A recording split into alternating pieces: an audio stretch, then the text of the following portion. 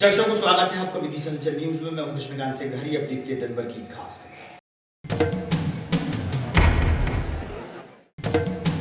विदिशा में बनाएगा 3 सेंटरों पर नीट यूजी की परीक्षा देने बड़ी संख्या में पहुंचे परीक्षार्थी। जांच के बाद दिया गया परीक्षा केंद्रों पर प्रवेश।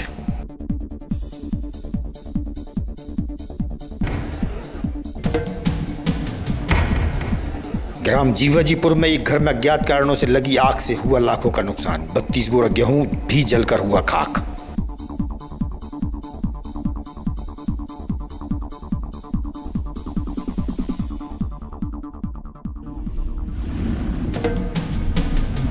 भैरव छठ के अवसर पर बड़ी संख्या में भैरव बाबा के मंदिर पहुंचे भक्त और श्रद्धालु। पूजा पाठ कर लिया धर्म का लाभ।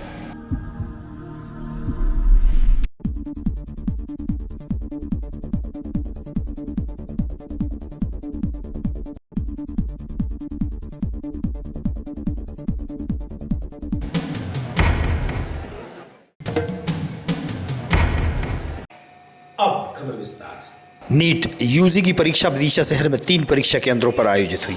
लगभग 1608 विद्यार्थियों द्वारा नीट यूजी परीक्षा में भाग लिया गया। परीक्षा केंद्रों पर सघन जांच के बाद परीक्षार्थियों को प्रवेश दिया गया। सुरक्षा व्यवस्था के पूर्ण इंतजाम थे। बड़ी संख्या में अभिभावक बच्चों को छोड़ने पहुंचे थे।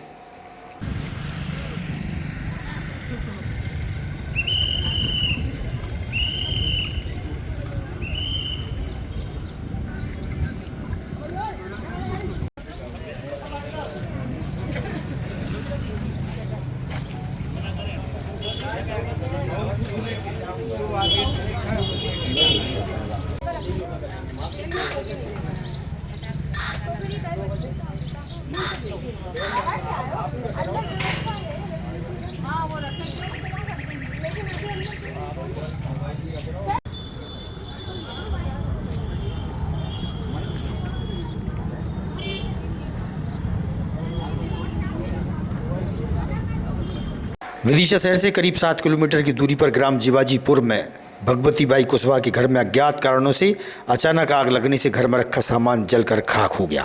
32 बोरा गेहूं, 6 बोरा चना, घर में रखे जेवर और नकदी भी जल गई। पीड़ित परिवार ने चर्चा के दौरान बताया। मौके पर पुलिस भी पहुंची। सरपंच से हुई चर्चा।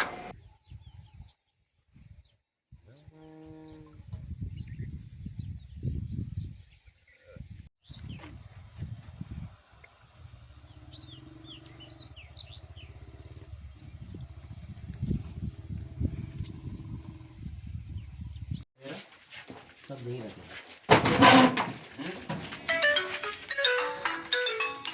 कौन? हाँ भेज जाओ निकल गए।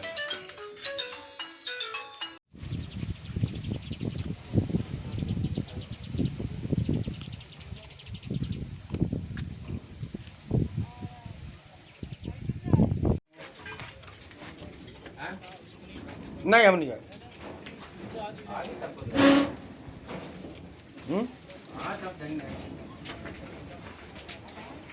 छोटू जी कहाँ रहते हैं आप? जीवाजीपुर।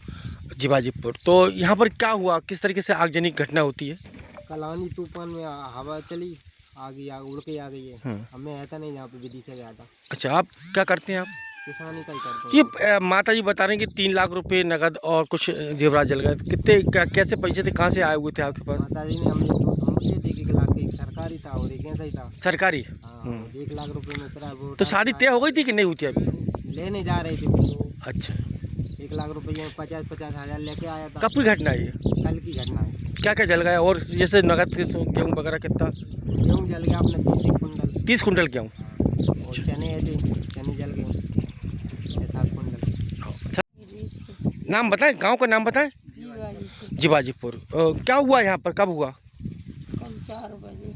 हाँ, हम तो पास में आए। अच्छा। तो ये जो पैसे थे आपके पास, रकम थी, ये कितने थे और काय के लिए आपने इकट्ठे किए थे? इकट्ठे कर रहे थे, सब जन की सगाई नहीं हो रही थी। सोच रहे थे जन 2 जने इकट्ठी मोल खरीद लाएंगे। कितने पैसे थे?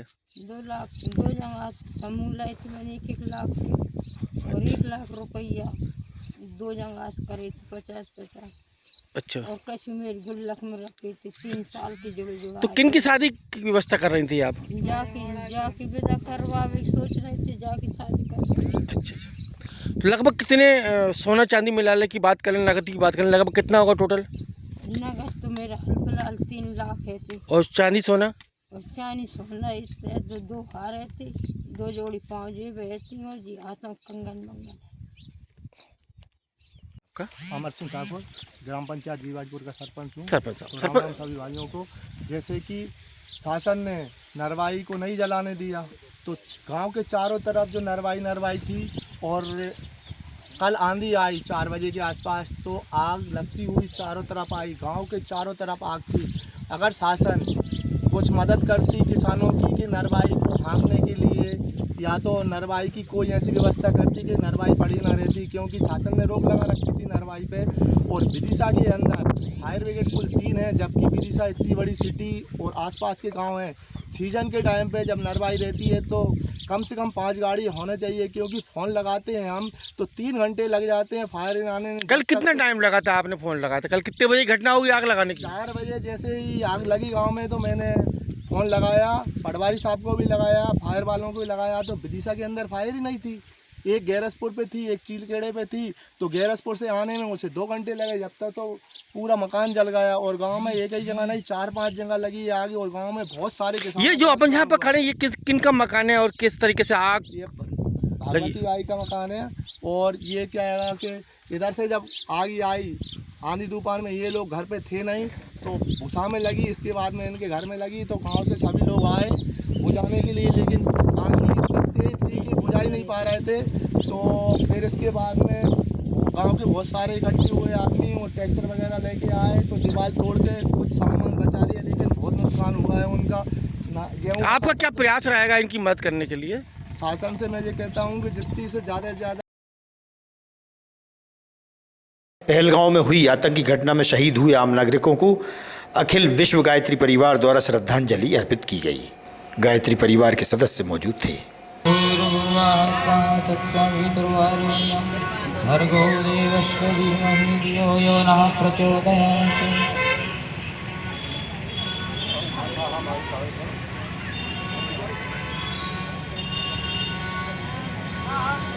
तिलक लगाकर हमारी भाई की उनका स्वागत करें। जी का स्वागत। ओम मंगलम भगवान विष्णु।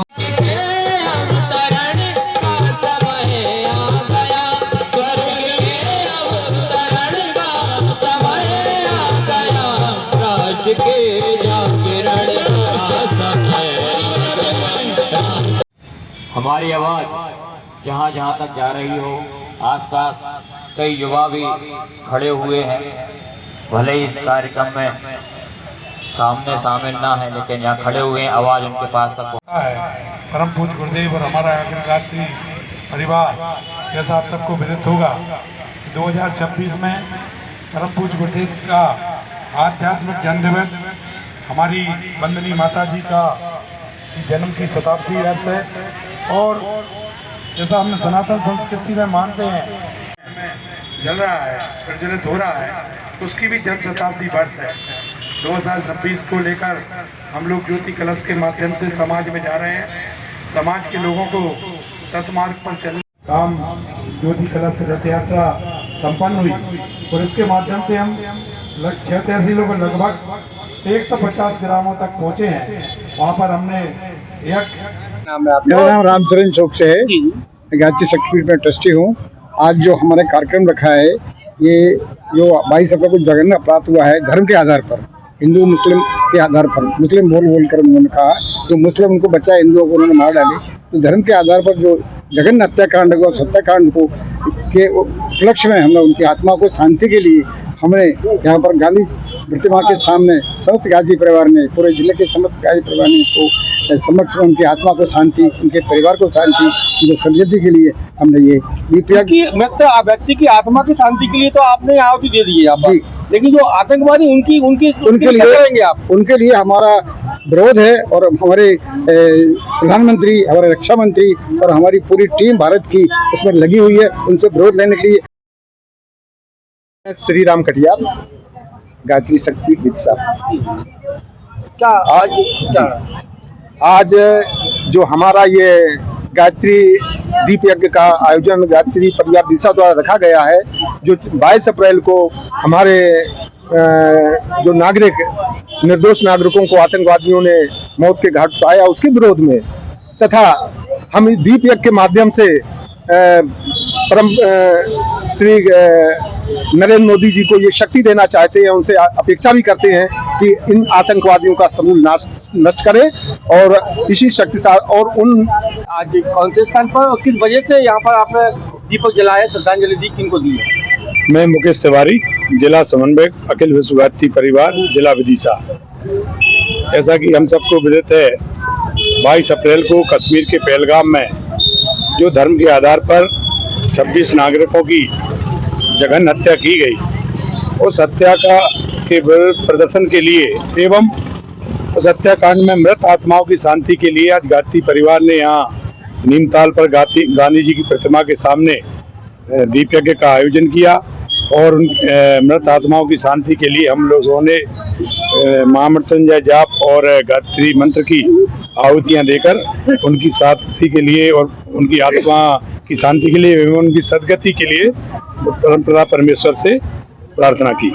ओवरब्रिज के नीचे स्थित भैरव बाबा मंदिर पर भैरव छठ के अवसर पर बड़ी संख्या में भक्त और श्रद्धालु पहुंचे। भगवान भैरवनाथ के दर्शन कर पूजा अर्चना में भाग लिया। भक्तों ने प्रसादी भी अर्पित की।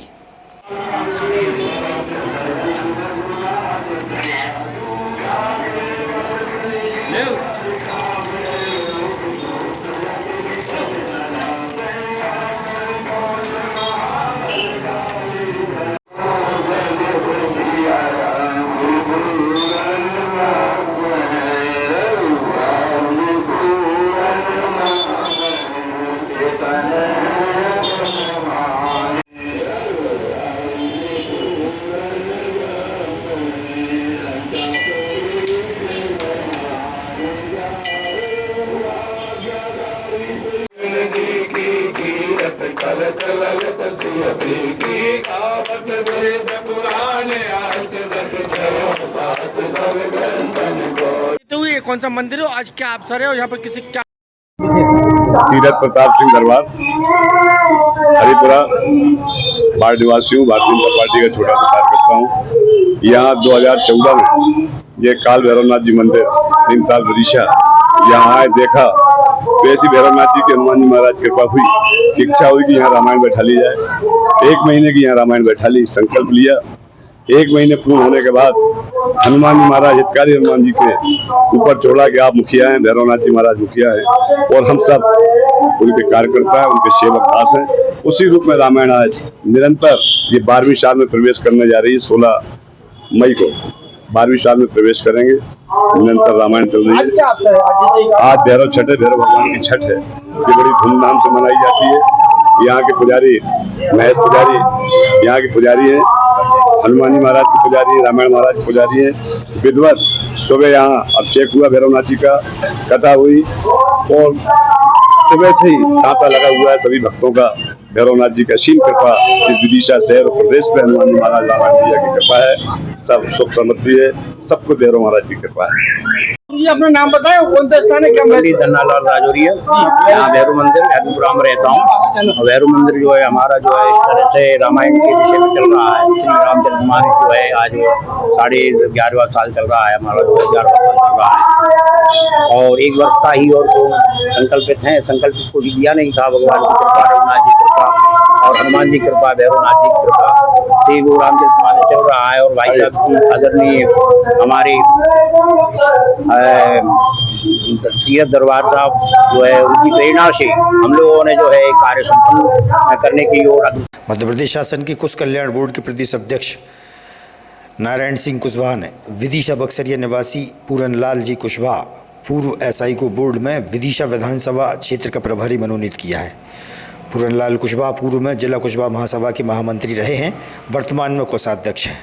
उनकी स्वागत हेतु झील कुआं श्री हनुमान मंदिर बक्सरिया में स्वागत समारोह का आयोजन किया गया। क्षेत्रीय कुशवाहा समाज के वरिष्ठ जन मौजूद थे। स्वागत करने वालों में ओम प्रकाश जी कुशवाहा, बाबूलाल जी कुशवाहा, मलखान जी कुशवाहा, हेमराज रूप सिंह कुशवाहा, संतोष लक्ष्मण, दुर्गा प्रसाद, धन सिंह, कमल आदि अनेक कुशवाहा समाज के लोग शामिल रहे। नवनियुक्त प्रभावी पूरनलाल कुशवाहा को फूलमाला पहनाकर एवं मिठाई खिलाकर बधाइयाँ एवं शुभकामनाएं दी गईं। आगामी खबरों के लिए आप देखते रहिएगा विदिशा न्यूज़। हमें दीजिए इजाजत। नमस्कार।